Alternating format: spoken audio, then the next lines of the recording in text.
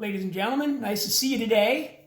This is for my Mysteries of the Earth class, and we're looking at drawing contour maps. Now, you guys remember that contour maps or topographic maps show the shape of the land. When we talk about topography, we're showing about the shape of the land. When you draw or create a topographic or contour map, you are placing the contour lines on the map based on a set of collected data points.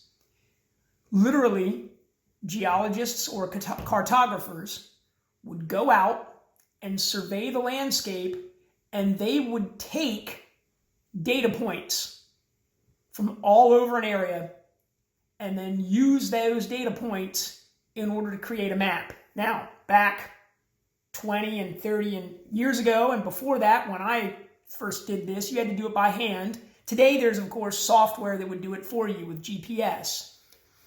We're going to do it the old way because I want you to understand how it's done.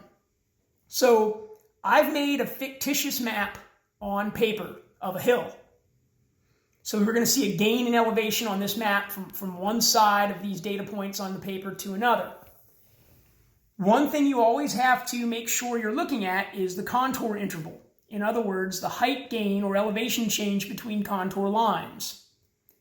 On here, you can see down at the bottom of the paper, I've written on there 10-foot contour interval.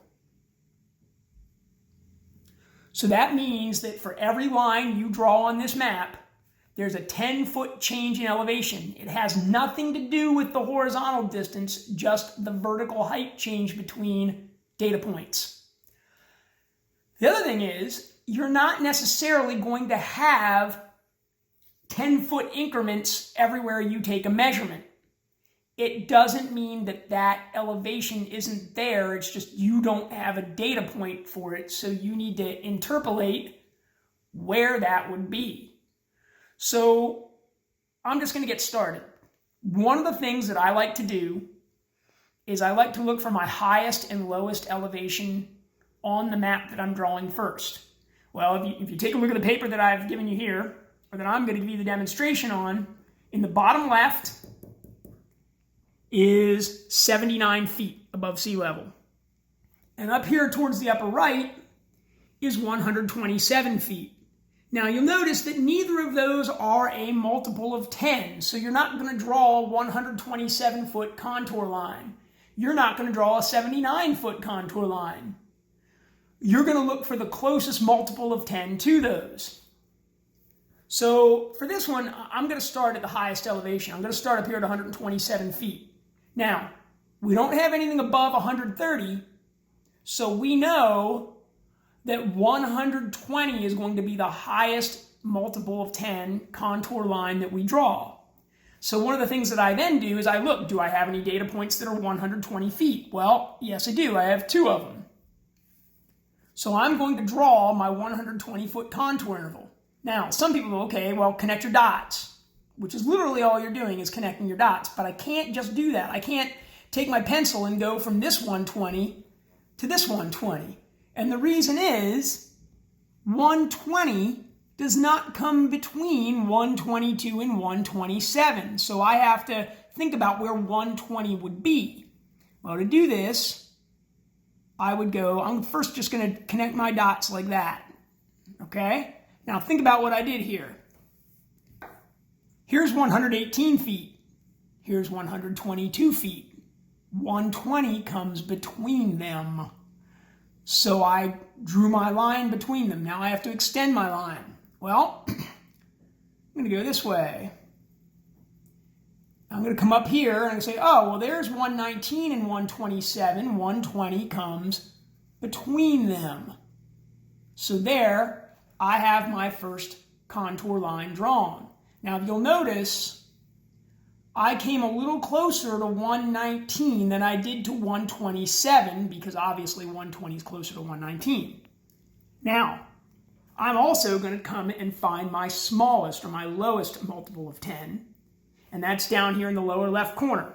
There's 79. Here I've got some numbers in the 80s. Well, 79, my closest multiple of 10 is 80. So I'm just going to, all right, 79's on one side of the line. Everything above 80 is on the other side of the line, and everything on this line is your 80-foot contour line. Okay, now I'm going to start from there. I'm going to just keep going. I'm going to go up to 90.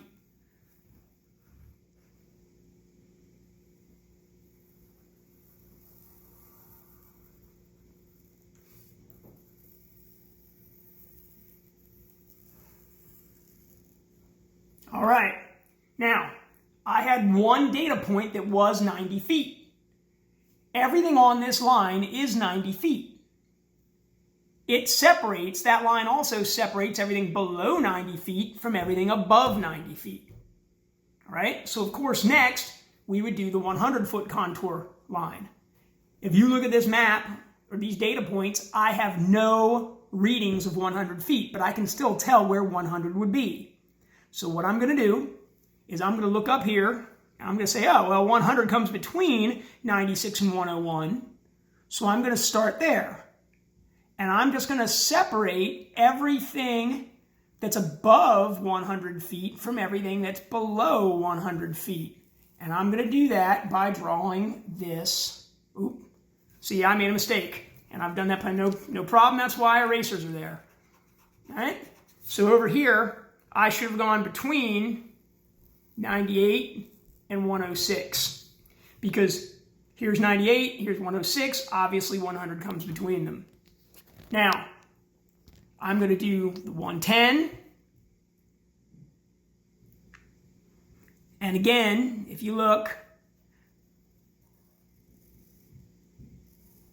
here's 109, here's 111, I'm going to go between them. Oh, up here I have 110.